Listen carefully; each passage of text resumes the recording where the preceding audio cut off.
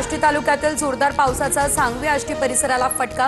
पुरात अडकलेल्या 13 शेतकऱ्यांना सुखरूप काढलं बाहेर। आंबाजोगाई तेरणा नदीच्या पुरामुळे सोयाबीन पिकाचं अतोनात नुकसान। नांदेडच्या गोदावरी नदीला पूरस्थिती कायम, तर नदीकाठच्या हजारो हेक्टरवरती शिरलं पावसाचं पाणी। राहेगावला पुराच्या पाण्याचा वेढा। जळगावमधल्या एरंडोल तालुक्यातील अंजनी नदीला आला पूर। एरंडोल शहराचा इतर गावांसोबतचा संपर्क तुटला। एरंडोल येवला हायवेवरील वाहतूक बंद। खरीप पिकांचं झालंय मोठ्या प्रमाणात नुकसान। नाशिकच्या निफाडमध्ये लासलगावमधील शेतात मोठ्या प्रमाणावर पावसाचं पाणी साचलं। मक्याच्या शेतात पावसाचं पाणी साचल्यानं शेतकऱ्यांचं मोठ्या प्रमाणात नुकसान।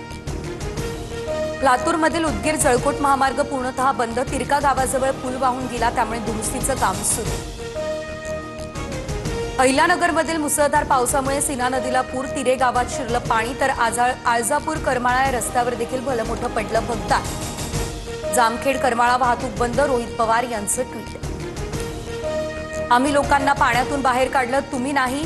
राजकारण नंतर करा, तुमची मदत वाढवा। नुसते 200 किट नको, 3000 लोकांची व्यवस्था करा। शिंदेंच्या शिवसेनेच्या ज्योती वाघमारेंना सोलापूरच्या जिल्हाधिकाऱ्यांनी झापलं। छत्रपती संभाजीनगरमधील पैठण